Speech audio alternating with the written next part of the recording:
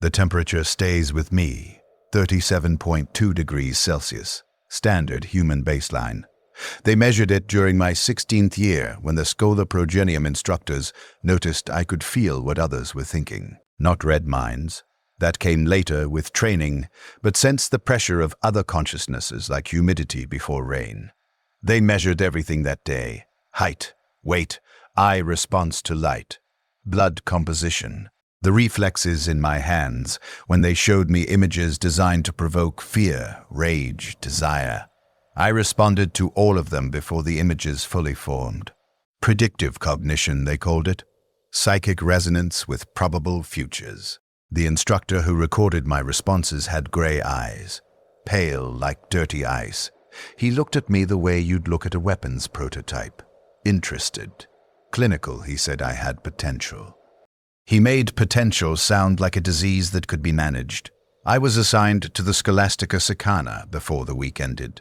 They shipped me off-world in a black ship hold with 47 other children who'd shown the touch. We didn't speak during transit. Most were too afraid. 3 went catatonic before we reached Luna. I watched them carried out, eyes open but empty, bodies still functioning while whatever made them themselves had retreated so far inward it couldn't find its way back. I wondered if they were the lucky ones. I logged the thought. Even then, I was learning to observe rather than feel. Terror was gray. Every surface, every sky, every face. The color of ash and old stone and recycled air filtered through 10,000 years of machinery. The Scholastica Sicana complex sat beneath the surface, carved into bedrock, shielded by psychically resonant minerals and hexagrammic wards that made my teeth ache. They explained the wards were for our protection. The wards were to contain us if we broke wrong. They separated us immediately. Ability profiles, they called it. I never saw most of those 44 children again. Sometimes I felt them, though. Distant screams in the warp, psychic signatures snuffed out during training exercises that exceeded their capacity. The instructors logged each loss with the same gray-eyed clinical interest. Acceptable attrition. The Emperor required psychers. The process required casualties. My cell was 3 meters by 4. Bare rockcrete walls, carved with wards I couldn't read but could feel. A constant low pressure against my expanding senses, like hands pushing back whenever I reached out. A cot, a waste reclamation unit, a single glow globe that never dimmed completely. They kept us in constant low light. Darkness allowed things to slip through. I learned that during my first month, when the boy in the cell next to mine started screaming at something only he could see, the screaming lasted 7 minutes, then silence. Then the sound of servitors removing what remained. Training began immediately. They called it conditioning. We called it nothing because we learned quickly not to speak about it. They taught us to touch the warp. Not dive, not yet, just brush against it. Feel the immaterium's terrible vastness pressing against the skin of reality. They described it as an ocean. That was wrong. An ocean has a surface, a bottom, physics. The warp was infinite dimensionality without structure, where emotion became matter and thoughts could calcify into beings that hungered for the minds that spawned them. They taught us to take 1 drop of that ocean into ourselves, channel it, shape it.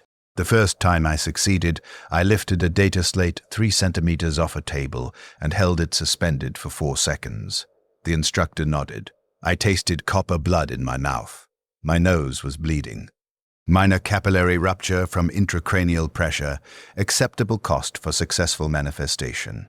I was 16 years and 47 days old. They increased the exercises. Levitation. Pyrokinesis. Telepathic reception.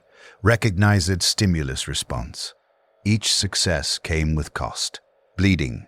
Migraines that made my vision white. Seizures they called psychic feedback.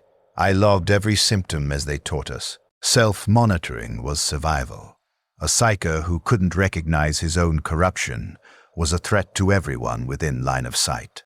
I met him during my 17th year. Interrogator Valdez. He wasn't an instructor. He was inquisitorial oversight, assigned to observe promising candidates for potential field deployment. He watched our training sessions from an observation gallery, a tall man in a long coat the color of dried blood, his face all hard angles and old scars. He had augmetic eyes.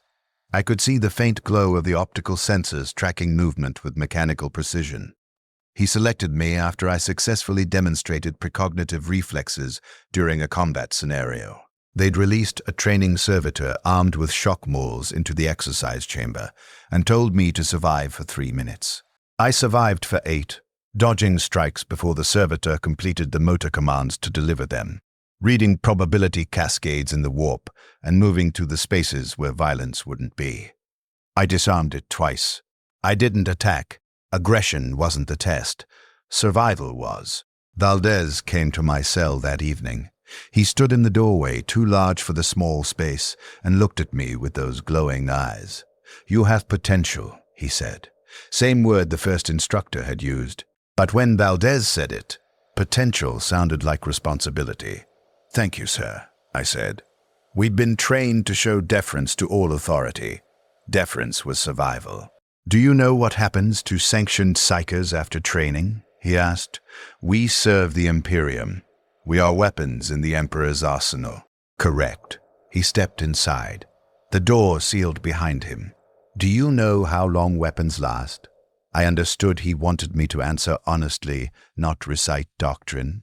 "It depends on the weapon, on the conditions of use, on maintenance. Psykers are weapons with built-in obsolescence," Valdez said. "Every time you touch the warp, you damage yourself. Cellular degradation, neurological scarring, psychic contamination that accumulates like radiation exposure. The body isn't meant to channel that much on reality. Eventually, it breaks down." He paused. "Do you understand what I'm telling you? That service will kill me." "Yes. But here's what they don't tell you in the Scholastica. How you die matters. Die protecting an Imperial commander, you're martyred in the records. Die stopping a Daemon incursion, you're remembered as a hero. But die from simple accumulated damage, used up and worn out, you're just another casualty statistic. There's no honor in degrading slowly." He looked at me with those mechanical eyes. "I'm offering you a chance to matter. To be deployed where your abilities serve the Imperium's most critical missions. You'll be pushed harder. You'll deteriorate faster, but your death will mean something." I was 17 years old. I wanted my death to mean something. I said yes. He smiled. It didn't reach his eyes. Couldn't, with the augmetics.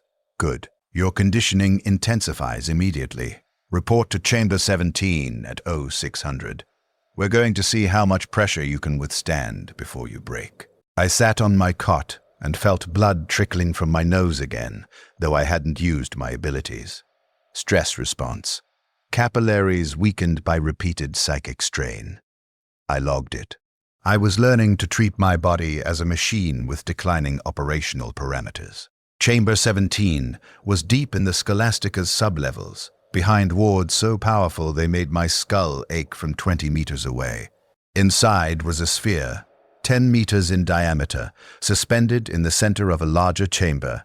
Its surface crawled with hexagrammic script and psychically reactive alloys. They strapped me into a suspension harness at the sphere's center and sealed the entrance.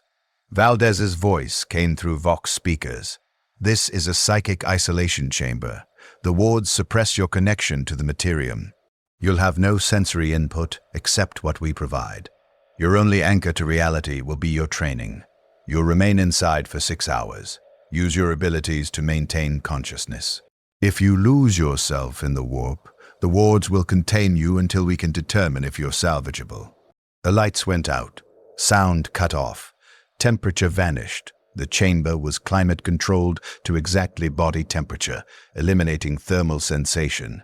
I hung in perfect darkness and perfect silence, suspended in nothing. Alone, my psychic senses expanded to fill the void. I felt the warp pressing against the wards, vast and hungry and full of things that noticed me noticing them. Without the constant noise of other minds and material reality, I was naked in front of infinity. I felt things moving in that infinity, circling, curious. I felt their hunger. I counted seconds. 1, 2, 3.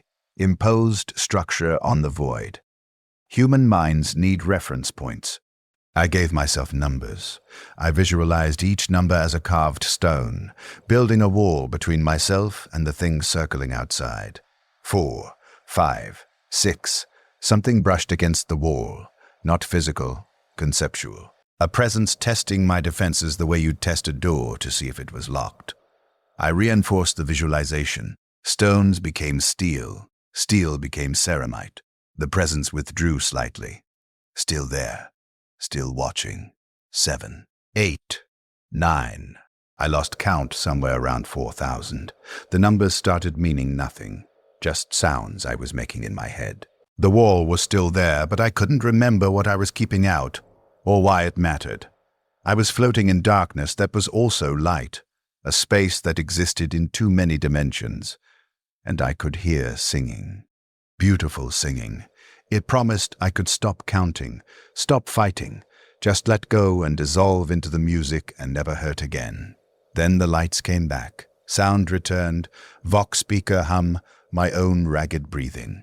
Temperature differentiation, cool air against my face. The harness released. I collapsed onto the chamber floor, every muscle cramping, my head splitting with pain. Blood was running from my nose, my ears, the corners of my eyes. I'd been inside for 6 hours and 14 minutes.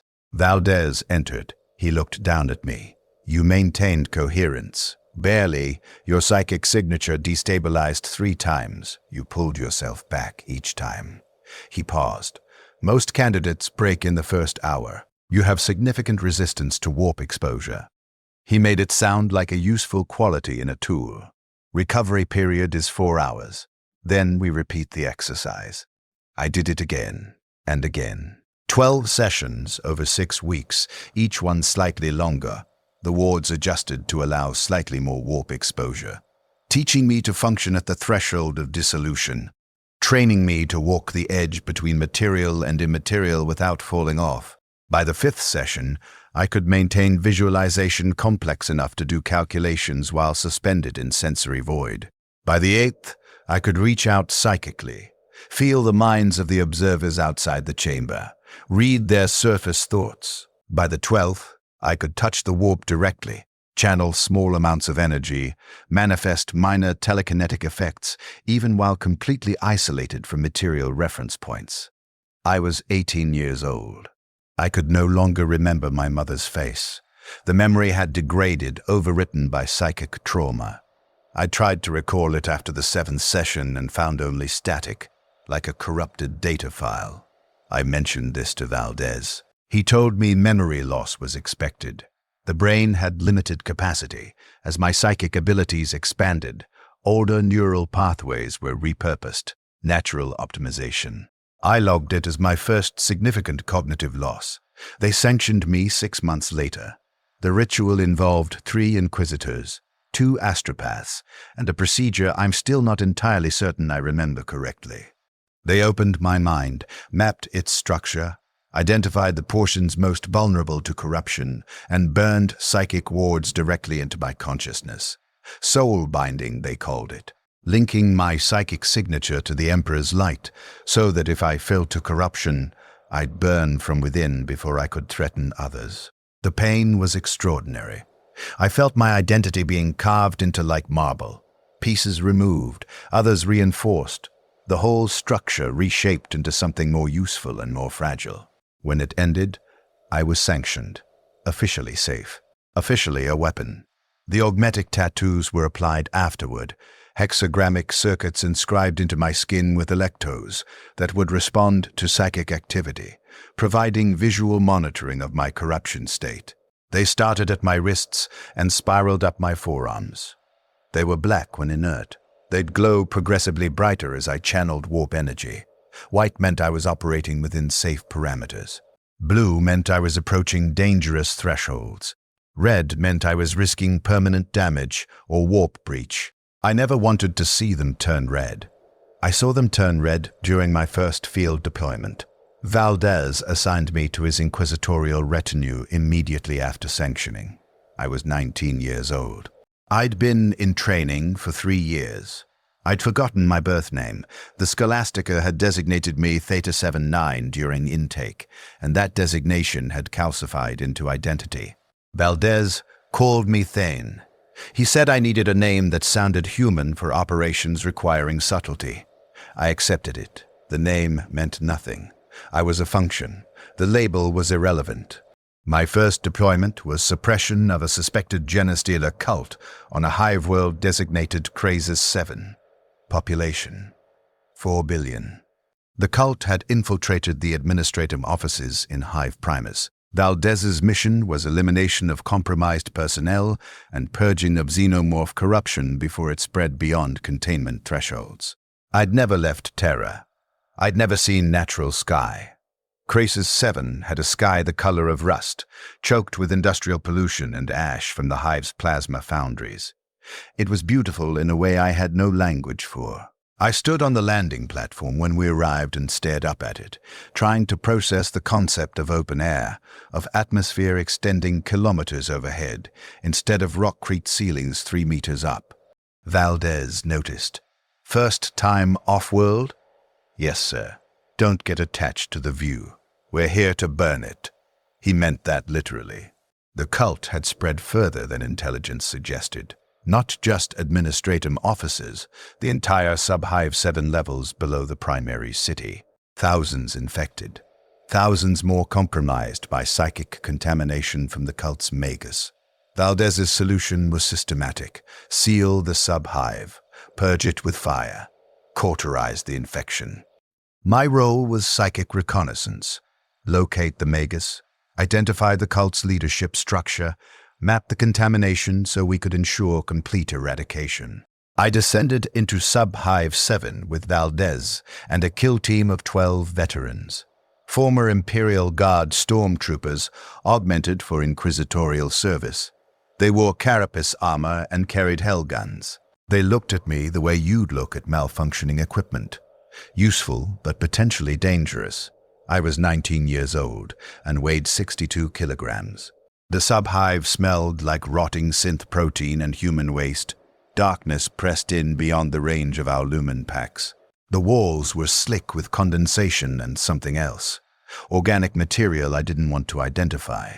I could feel mines everywhere, thousands of them. But they didn't feel human anymore. The texture was wrong.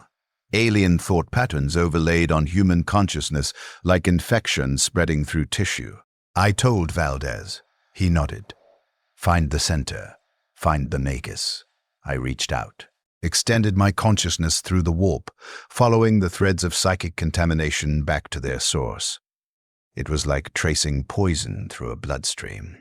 The contamination led down, always down, into the deepest levels where the hive's original structure gave way to older ruins, pre-imperial construction from whatever civilization had existed before compliance. The magus was there. I felt him. A burning knot of xeno-psychic power wrapped around a human consciousness that had long ago stopped being human. He felt me reaching. He reached back. The contact was agony. His mind was full of things that couldn't exist in three-dimensional space. I saw through compound eyes and felt mandibles clicking and tasted air with organs I didn't have. I saw the Star Children coming, the great devourer approaching, the glorious consumption that would end all suffering. I saw myself from his perspective, a tiny, struggling thing, a weapon of a corpse god, blind to the truth. I severed the connection, fell to my knees. Blood was pouring from my nose, my eyes. The augmetic tattoos on my arms were glowing blue-white, painfully bright in the darkness. The kill team had weapons trained on me. Valdez held up a hand. They didn't fire. "Report," Valdez said. "Found him." My voice sounded wrong. Distant. 700 meters down. 43 degrees northwest. Surrounded by approximately 200 cultists. Active psychic defenses. I coughed. Blood spattered on the ground. "He's strong. 4th magnitude, at least. Can you kill him?" I looked at my arms.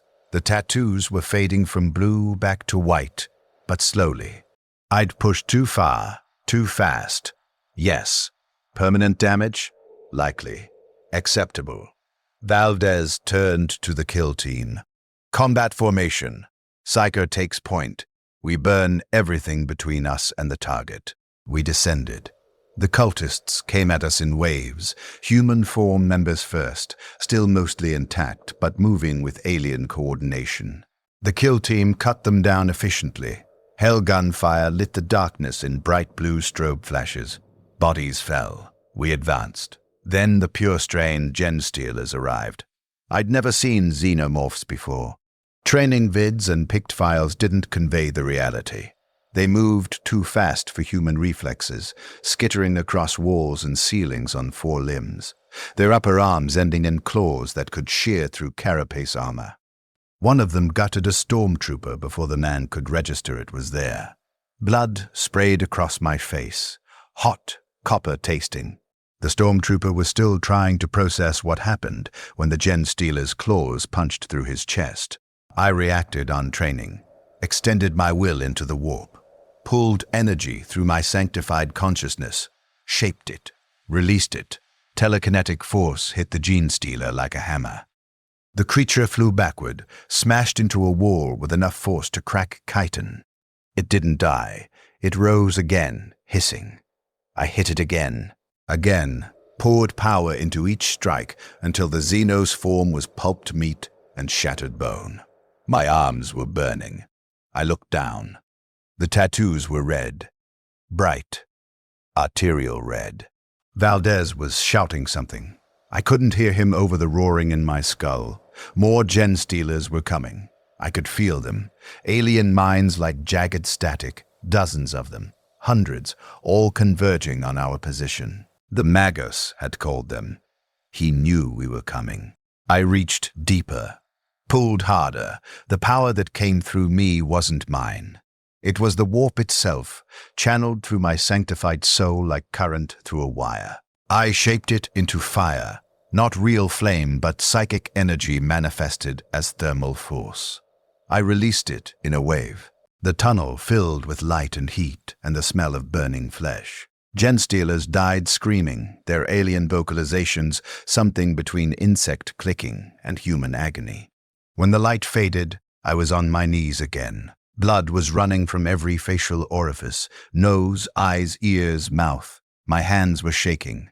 The tattoos on my arms had gone dark, not white, dark, burned out from overload. Valdez grabbed my shoulder. "Can you continue?" I wanted to say no. I couldn't feel my legs properly. My vision was doubling.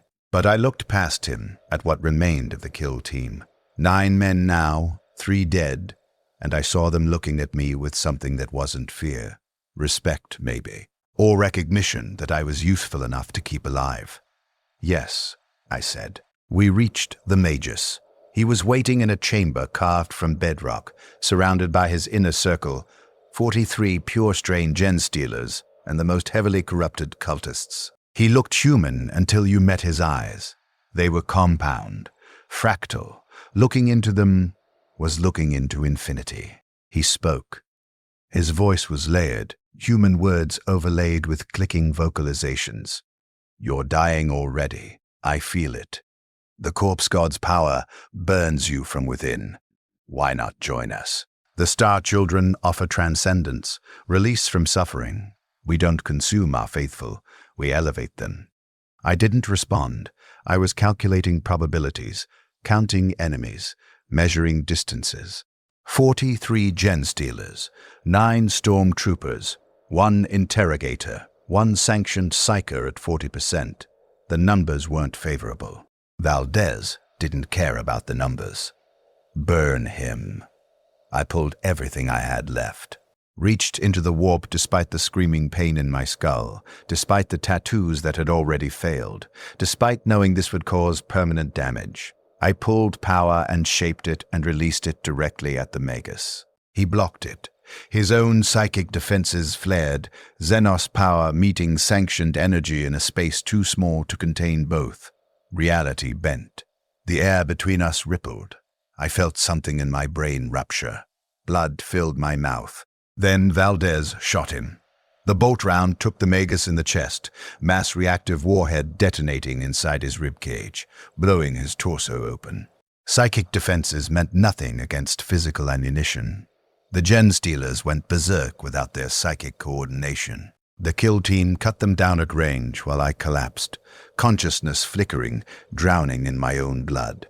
I woke 3 days later in the Medicae bay of Valdez's ship. They'd repaired what they could, stopped the internal bleeding, stabilized my brain chemistry, replaced 3 liters of blood.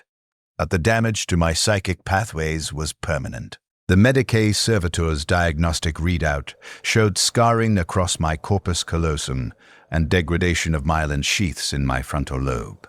My channeling capacity had decreased by approximately 12%. I was 19 years old, and I'd already started deteriorating. Valdez visited. He stood beside my medical slab and looked down at me with those glowing augmetic eyes. "You did well. The cult is purged. Subhive 7 has been sterilized. 4 billion lives saved." He paused. "You'll recover. The damage is manageable. You're still operational." I understood what he wasn't saying. I was still useful, therefore I would be deployed again. "How long until the next mission?" I asked. 12 days. There's a heretical uprising on Drasmos III.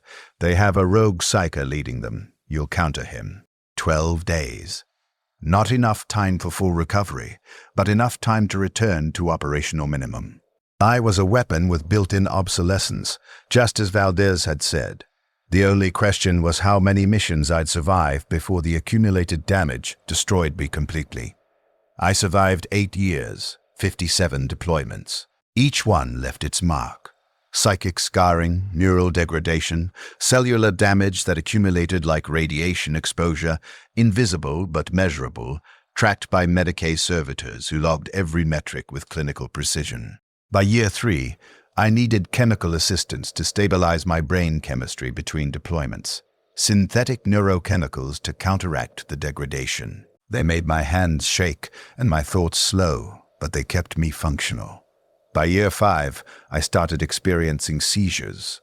Minor at first, just brief moments of lost time, consciousness flickering like a failing light. The Medicae servitors called it psychic feedback disorder. My brain was adapting to the constant warp exposure by developing new neural pathways, but the process was damaging existing structures. They gave me suppressants. The seizures continued, but became predictable enough to manage. By year 7, I couldn't remember my time before the Scholastica. The memories were simply gone, overwritten by psychic trauma and neural scarring. I knew factually that I'd had parents, a childhood, a life before conscription, but I couldn't recall any of it. The first clear memory I possessed was the gray-eyed instructor measuring my temperature. Everything before was blank white nothing. Valdez never commented on my deterioration directly.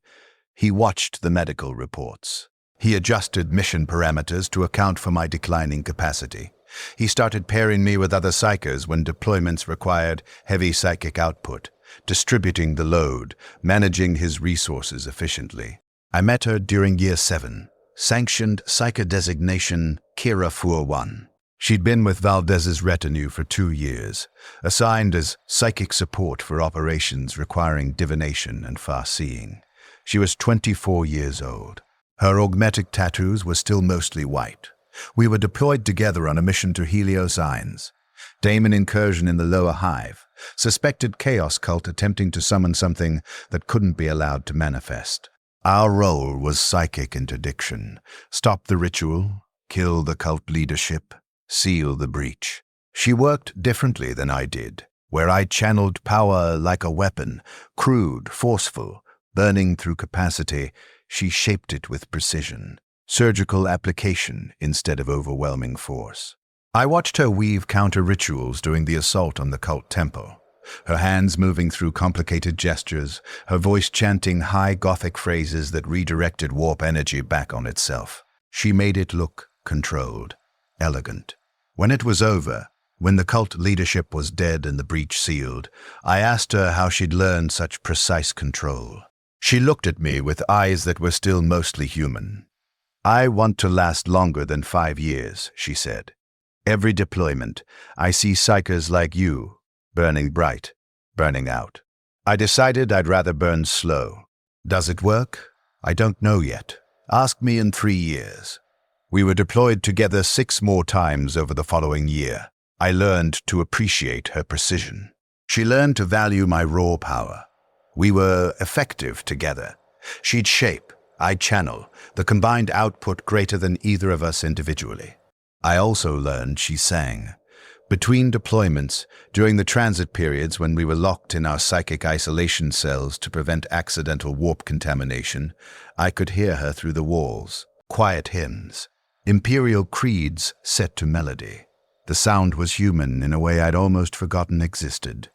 During our 7th joint deployment, my powers failed for the first time. We were on Mordian, deployed to counter a suspected chaos incursion in the planetary defense headquarters. Intelligence suggested a Sanctioned cult had infiltrated the officer corps. Our mission was identification and elimination. Standard psychic reconnaissance. I'd scan for corruption. Kira would divine the extent of infiltration. Valdez would execute the compromised. I was 27 years old. I'd been in service for 8 years. The medical reports showed 73% degradation of my original psychic capacity. My brain tissue had visible scarring in the regions responsible for warp channeling. The augmetic tattoos on my arms had been replaced twice. The circuits burned out from repeated overload. The new ones glowed dimmer than the originals, less efficient. Like everything else about me. We entered the headquarters at night. 6-man kill team plus Valdez, Kira, and myself. The building was fortified Imperial architecture, 3 meters of reinforced rockcrete, void shields, automated defense turrets. The cult had picked their location well. Taking it by force would require armored support. We were going in quiet, psychic scanning first, violence later. I extended my consciousness, reached out to feel the minds inside the structure. Searching for the telltale texture of chaos corruption, the oily, wrong sensation of personalities touched by the warp's malevolent aspects, I found nothing. Not absence, nothing. Like reaching into a space where reality had been scooped out, a void where minds should be but weren't. I pushed harder, pulled more power, extended further. Still nothing. My vision blurred. I tasted copper. The tattoos on my arms flared bright blue, too bright, painful to look at directly. I was channeling more power than the reconnaissance required, but I couldn't feel anything, and that was wrong. There were hundreds of people in that building. I should have felt something. Kira's hand closed on my wrist. "Stop. You're hemorrhaging." I looked down. Blood was running from my nose, dripping onto my armor. I hadn't noticed. I'd been so focused on the void that I'd missed my body's warnings. I released the power. The tattoos faded to white, then dimmer, almost gray. "I can't feel them," I said. My voice sounded distant. "There's nothing there." "There's something there," Kira said. She had her eyes closed, her own consciousness extended. "But it's shielded. Psychic null field, maybe. Or something worse." She opened her eyes. They were dilated, pupils blown wide from warp exposure. "We need to withdraw." Divine another approach. Valdez was watching me. Those augmetic eyes tracked the blood on my face, the tremor in my hands. Calculating. "Can you function if we proceed?" I wanted to say no. My head was splitting. My vision kept doubling. Something felt wrong inside my skull, like connections misfiring, synapses sparking in patterns that made no sense. But Valdez was asking if I was still useful. If I said no, I'd be sent back to the Medicae Bay. Benched, replaced. "Yes," I said. We proceeded. The headquarters interior was standard Imperial military design. Long corridors, security checkpoints, cogitator terminals, empty, completely empty.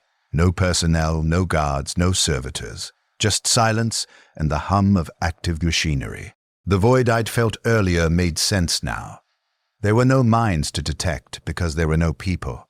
They'd evacuated, or been evacuated, or something else. We found them in the central command chamber.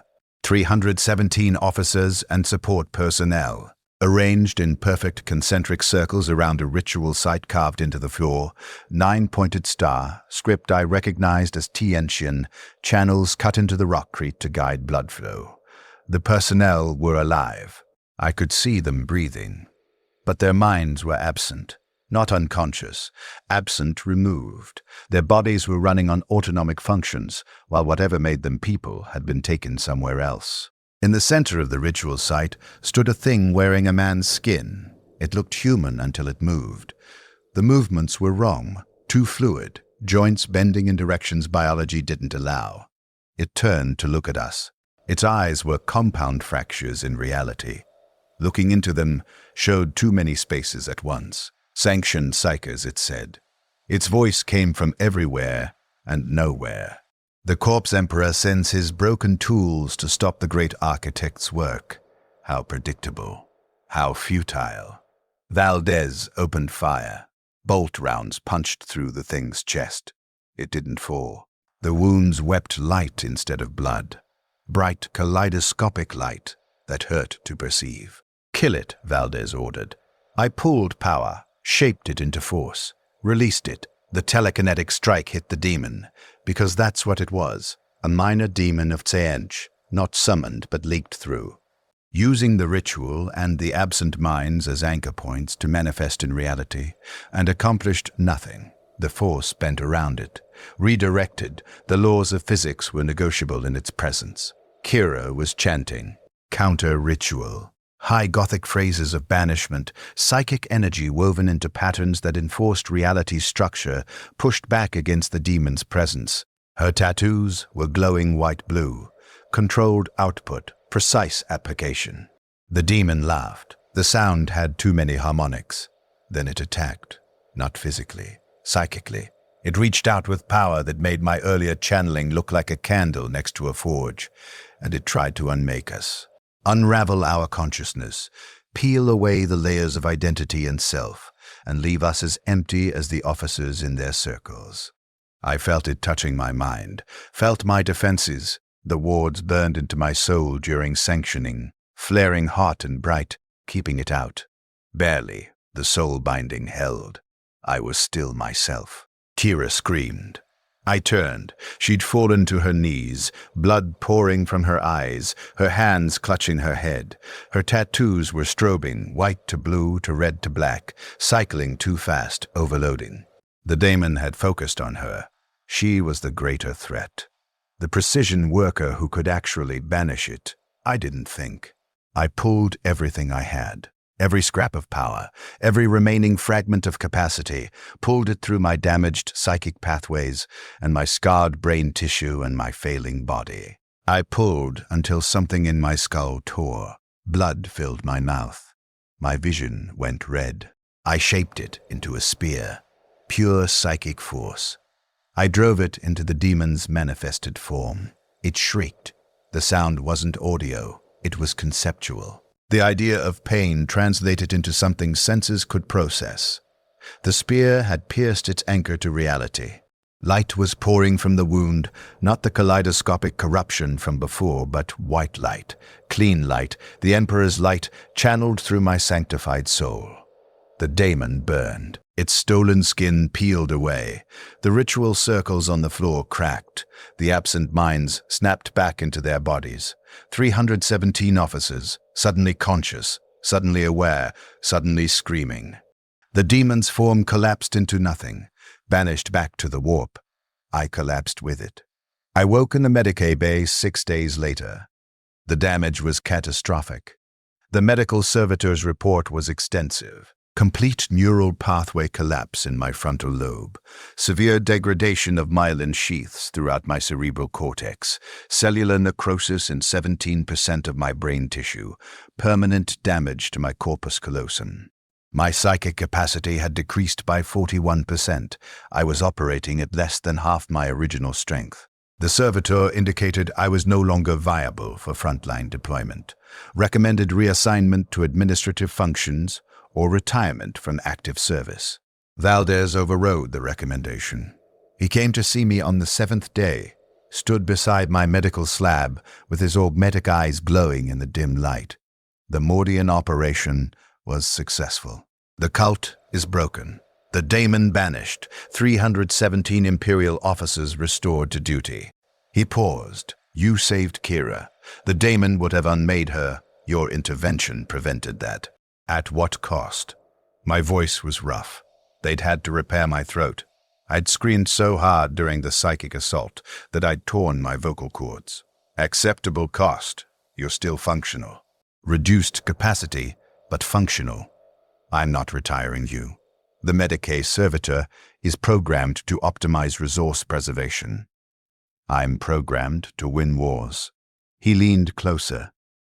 You're too valuable, too experienced. Training a replacement takes years. You have years left in you. Maybe not many, but enough. I understood what he was telling me. I was being used up, deliberately, efficiently. He knew I was deteriorating. He was going to keep deploying me until I failed completely. What happens when I fail completely? I asked. You'll die in service to the Emperor. There are worse deaths. He left.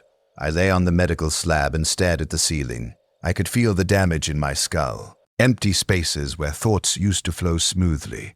Connections that sparked wrong. I was 27 years old and I was breaking down. Kira visited the next day. She looked pale but intact.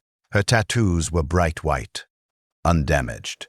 She'd recovered faster than I had because she'd taken less damage, because I'd taken it for her. She sat beside my slab. Thank you, she said. For what? Don't. Her voice was sharp. You know what? You pulled that daemon's attention, gave me time to complete the banishment. You almost died. I'm a weapon. Weapons get used. You're a person. She said it like she was reminding herself as much as me. You have a choice. Do I? I looked at my arms. The tattoos were dim gray, burned out again. They'd need replacement. Again, Valdez will keep deploying me. I'm useful. When I stop being useful, I'll be discarded. There's no choice in that. You could refuse deployment, request retirement. They'd execute me. Sanctioned Psykers who refuse service are too dangerous to leave alive. We know too much. We've seen too much. Retirement means a bolt round and an unmarked grave. I looked at her. There's no way out except through. I keep serving until my body gives out completely or something kills me. Those are the options. She didn't argue. She knew I was right. She reached out and took my hand, careful of the medical tubes running into my veins. Her hand was warm, human. I'd forgotten what human contact felt like. Everything in my life was cold metal and clinical examination and violence. Then I'll make sure you last as long as possible, she said. We'll work together. I'll handle precision work. You save your strength for when we need raw power. We'll manage your capacity, extend your operational lifetime. Why? Because you saved me. Because you're worth saving. She squeezed my hand. Because I'm tired of watching psychers burn out alone. I wanted to tell her it wouldn't work, that I was already too damaged, that every deployment from here would accelerate my deterioration. But her hand was warm, and I was so tired of being cold. Okay, I said. We were deployed together exclusively after Mordian. Valdez recognized our effectiveness as a pair. 12 missions over the next 2 years. We developed a rhythm. She'd scan, divine shape. I'd provide raw power when needed. We rationed my capacity like ammunition, using only what was necessary. No waste. Maximum efficiency. It worked. For a while. My deterioration slowed. The medical reports still showed decline, but at a reduced rate. We were managing the damage. Buying time, I learned things about her during those 2 years. Small details. She'd been taken to the Scholastica at age 14. later than most. She'd had more time to develop a personality before the conditioning started. She remembered her family. Her mother had been a medicae on some agri-world I'd never heard of. Her father had died in the tithe. She had a sister somewhere, maybe still alive, she didn't know. She told me these things during transit periods when we were locked in adjacent isolation cells, separated by reinforced walls but close enough to speak through the Vox intercom. She'd talk. I'd listen. Her voice was the only human sound in the endless machine drone of ship operations. I told her what I remembered, which wasn't much. Training, deployments, violence. The spaces where my memories should be. She didn't judge the emptiness. She just listened. "You're still in there," she said once. "Under all the damage, under all the conditioning, the person you were, he's still there." "How do you know?" "Because you saved me. Not because Valdez ordered it. Not because it was tactically optimal. You just did it. That's not weapon behavior. That's human behavior." I wanted to believe her. I wasn't sure I did. The seizures started again during year 9, more frequent, more severe. My brain was adapting to the accumulated damage by developing new neural pathways, but the process was chaotic, uncontrolled.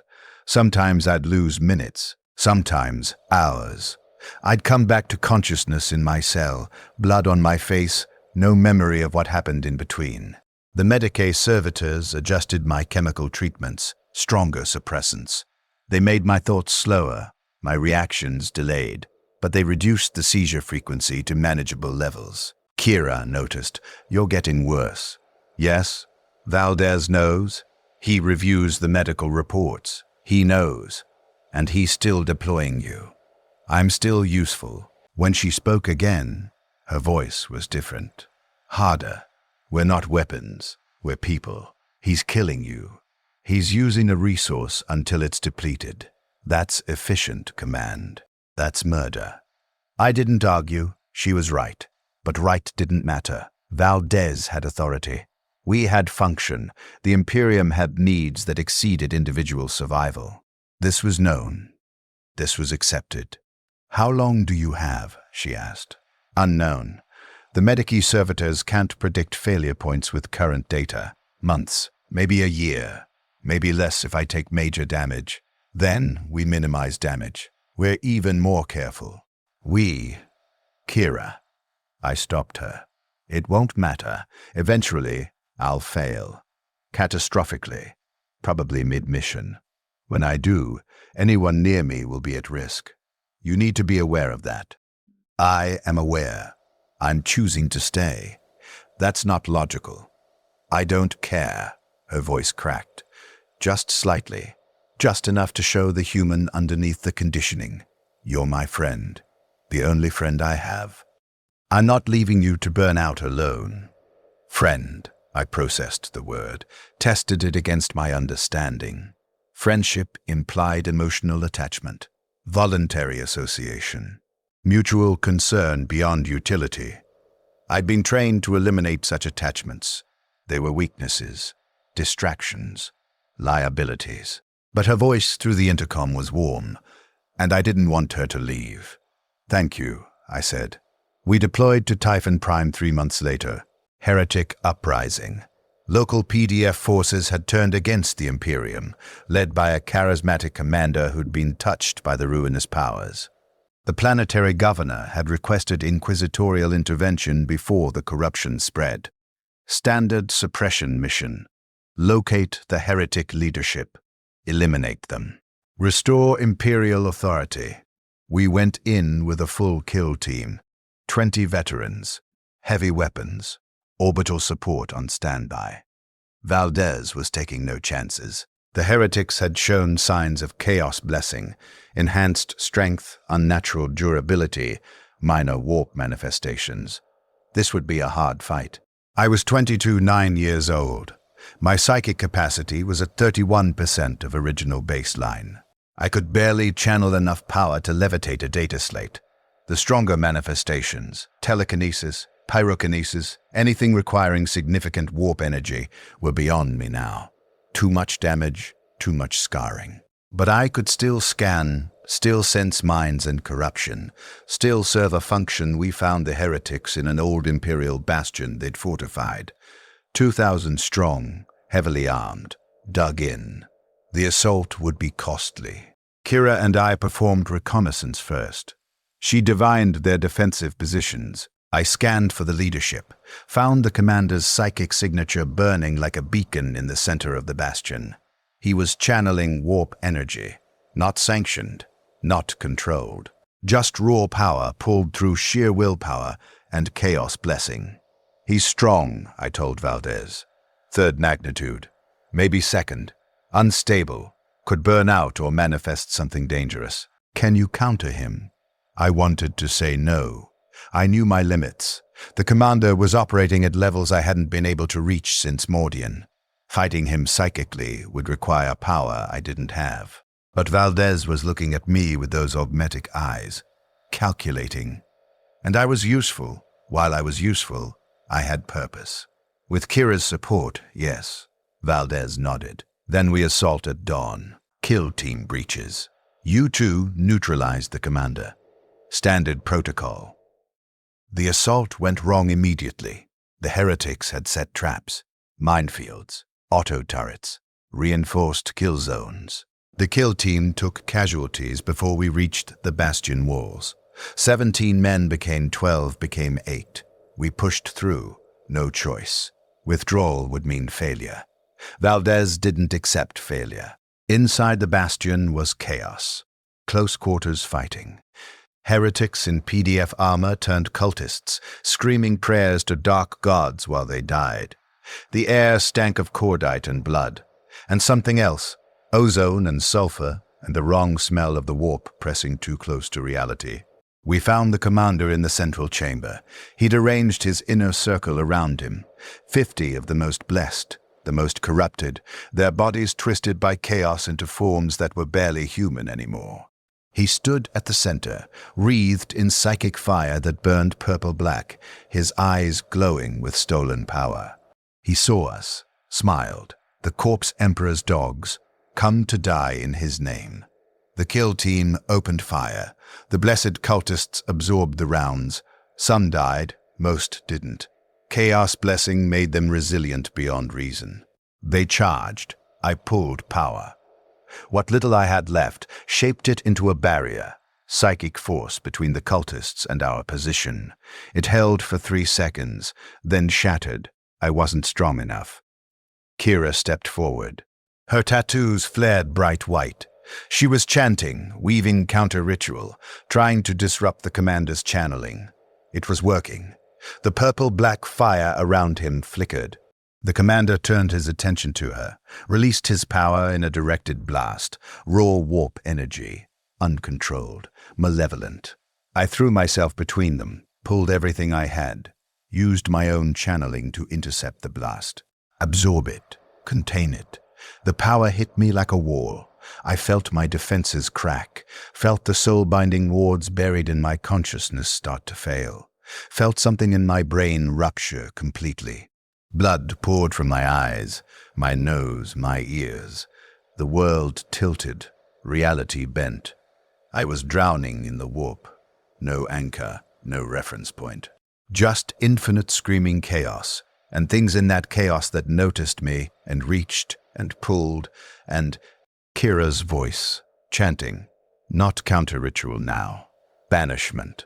She was trying to push the warp energy back, close the breach. Her hands grabbed my shoulders. Physical contact, anchor to reality. Stay with me. Focus on my voice. Stay. Something in my skull gave way completely. I felt it, a sensation like tearing, like critical structure failure, and suddenly I wasn't channeling power anymore. Power was channeling through me, uncontrolled. A breach had opened. I'd become a conduit for raw warp energy, and it was pouring through and I couldn't stop it. The explosion was psychic, not physical. A blast of warp energy radiating outward from my position. Reality tore. The veil between Materium and Immaterium shredded. I saw daemons, minor warp entities, drawn to the breach like scavengers to carrion. They manifested in the chamber, not fully, just enough to kill, twisted shapes made of malice and hunger. They fell on everyone. Heretics. Kill team. Valdez. Kira. She was standing right beside me, holding on to me, anchoring me. When the breach opened, she was at ground zero. The daemons took her first. I watched it happen. Couldn't stop it. Couldn't even move. My body was locked in seizure, my mind fragmented, consciousness scattered across too many dimensions. I watched the daemons pull her apart. Not fast, they savored it. Her screaming filled the chamber, filled my skull. I felt her dying through our psychic connection. Felt her terror and agony, and the moment her consciousness fragmented and scattered and ceased. She died still holding on to me, still trying to save me. The breach lasted 47 seconds. When it closed, when the warp energy finally exhausted itself and reality sealed over, I was lying in a pool of blood, mine, hers. Others, the chamber was filled with corpses. The kill team, the heretics, the commander, everyone who'd been inside when the breach opened. Everyone except me. I'd killed them all. My failure had killed them all. Valdez found me 3 hours later. He'd been outside the chamber when the breach occurred. The blast doors had sealed automatically, containing the manifestation, saving him. He looked at the carnage, at me. I was still alive, still conscious, still processing what I'd done. "Report," he said. His voice was flat, command tone. I tried to speak. Blood filled my mouth. I spat it out. Catastrophic psychic failure. Warp breach. Full manifestation. Casualties. I looked around. Counted bodies. 37. Including Sanctioned Psyker designation Kira 4-1. And the heretic leadership, dead. Mission successful. Like it was acceptable. Like 37 Imperial casualties, including 8 veteran kill team members and 1 Sanctioned Psyker, were reasonable costs for eliminating heretic leadership. Can you walk? I tried, failed. My legs wouldn't support me. Everything was broken inside. Servitors will retrieve you. Medicaid assessment will determine if you're salvageable. He turned to leave. Paused. For the record, this wasn't your fault. You exceeded operational parameters attempting to protect Allied assets. That's commendable. The Inquisition recognizes your service. I lay in the blood, in Kira's blood, and processed what he'd said.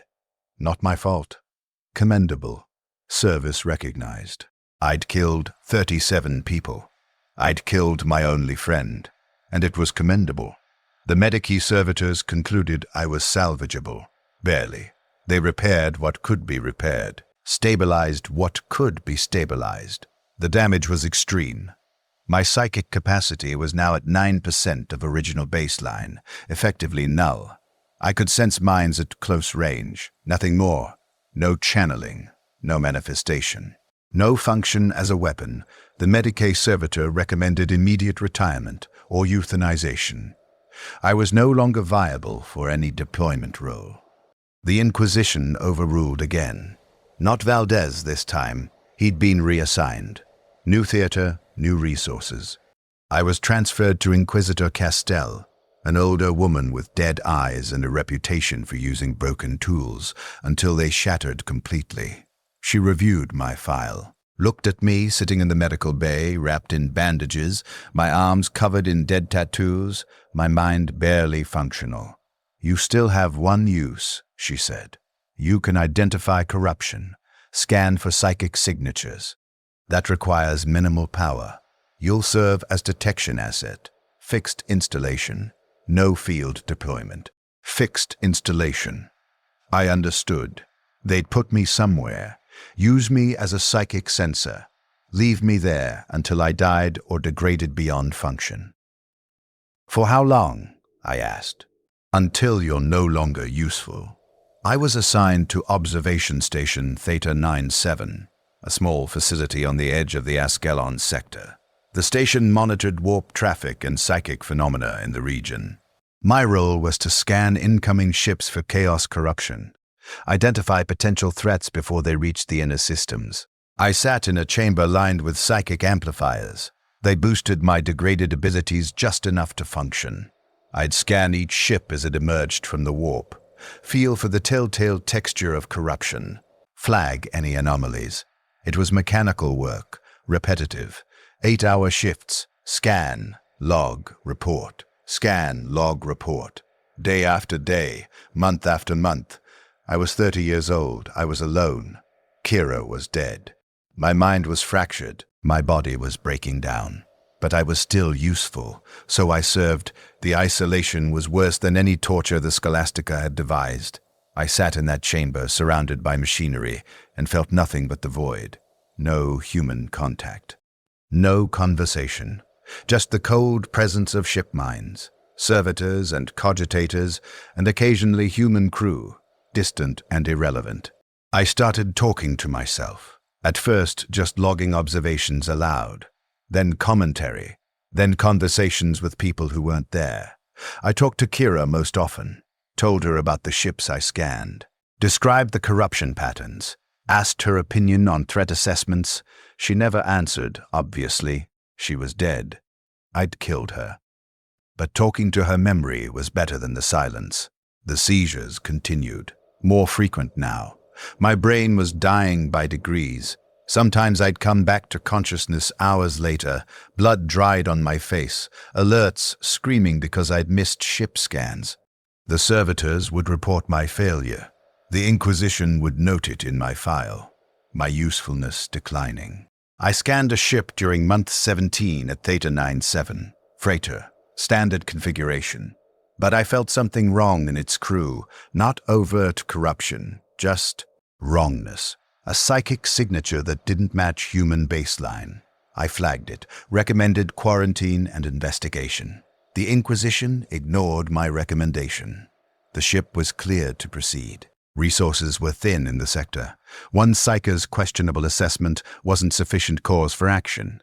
The ship reached Hiveworld Drasmos 2 6 days later. The crew turned out to be Genstealer cult infiltrators. They triggered an uprising. 17 million died before the cult was purged. I'd identified them. I'd warned. No one listened. I mentioned this to Kira's ghost during our next conversation. She didn't respond. She never responded. I was talking to my own damaged brain. I served 3 years at Theta 97, 3 years of isolation and deterioration and watching my mind dissolve by degrees. The medical reports showed continuous decline, brain tissue necrosis, neural pathway collapse, cellular death spreading through my cerebral cortex like rot. The servitors eventually recommended I be retired. I was no longer reliable. Too many failed scans, too many seizures, too much degradation. Inquisitor Castell arrived personally to review my status. She stood in my chamber, looked at me with those dead eyes, and reviewed the medical data on a data slate. "You're right," she said. "You're no longer viable even for fixed installation work. Your accuracy is below acceptable thresholds." She set down the slate. "The Inquisition thanks you for your service. You'll be retired with full honors." I understood what retired meant. Execution. Sanctioned Psykers knew too much to be allowed to deteriorate into civilian populations. "When?" I asked. "Now." She drew a bolt pistol, standard inquisitorial sidearm. She aimed it at my head with the same clinical precision I'd once used to channel psychic power. I thought about Kira, about the moment she died still holding on to me, about how I'd killed her and 36 others through my failure, about how I'd served faithfully for 14 years, and this was the result. "I tried," I said, "not to Castell, to Kira's ghost, to the memory of the person I'd been before the Scholastica. I tried to matter." "You did matter," Castell said. "She thought I was talking to her. You served the Emperor. You protected the Imperium. Your death serves the same purpose. Be proud." She pulled the trigger. The bolt round took me in the forehead. Mass reactive warhead. I had a fraction of a second to process the impact before the detonation turned my skull into vapor. I should have died instantly. That would have been merciful. But something went wrong. The same catastrophic failure that had killed Kira happened again. The bolt round's detonation triggered a final psychic reflex. One last surge of power through pathways that should have been dead. A breach opened. Small, localized. Just enough to let something through. The daemonling manifested in my chamber. Minor warp entity. Barely coherent, but coherent enough to kill Castell and the 3 guards she'd brought. I heard them screaming. Heard the sounds of violence. Heard it all while my consciousness flickered in the space between death and not death, suspended in the psychic breach I'd created. The breach collapsed after 6 minutes. The demonling was banished. Castell and her guards were dead. I was dead. But some fragment remained, some echo of consciousness trapped in the residual psychic energy of the chamber. The amplifiers that had boosted my abilities held that fragment suspended. Not alive, not truly gone. Just existing in the space between. I existed that way for time I couldn't measure. Could have been days, could have been years. The chamber was sealed after Castell's death, classified as corrupted site. Locked, forgotten. No one came. I couldn't move, couldn't speak, couldn't do anything except exist and observe and remember.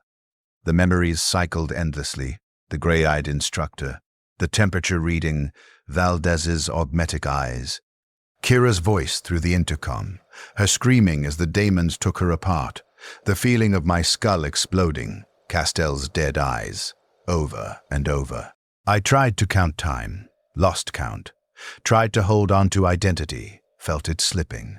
The fragment that remained was degrading just like my body had degraded, thoughts becoming simpler, memories corrupting. Eventually there'd be nothing left but base awareness, existing without understanding why. I waited for that final dissolution. It didn't come. The psychic amplifiers kept me suspended at the threshold, neither gone nor truly present, just enough awareness to suffer. Not enough to escape. I understood finally what the Imperium was. Not a government, not even an empire. A machine. A vast grinding mechanism that consumed everything fed into it, lives, souls, hope, meaning, and converted it all into continued operation. Purpose without end, function without question.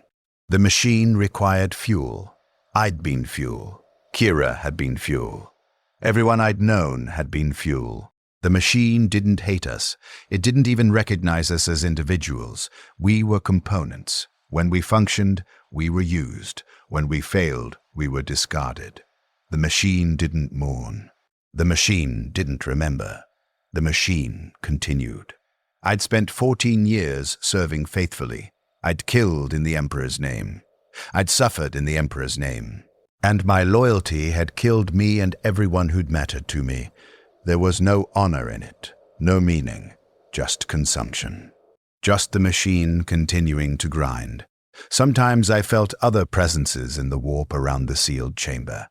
Other fragments, other echoes of psychers who'd died badly and left pieces behind. We didn't communicate. Couldn't, really. But I sensed them. All of us trapped in the spaces between.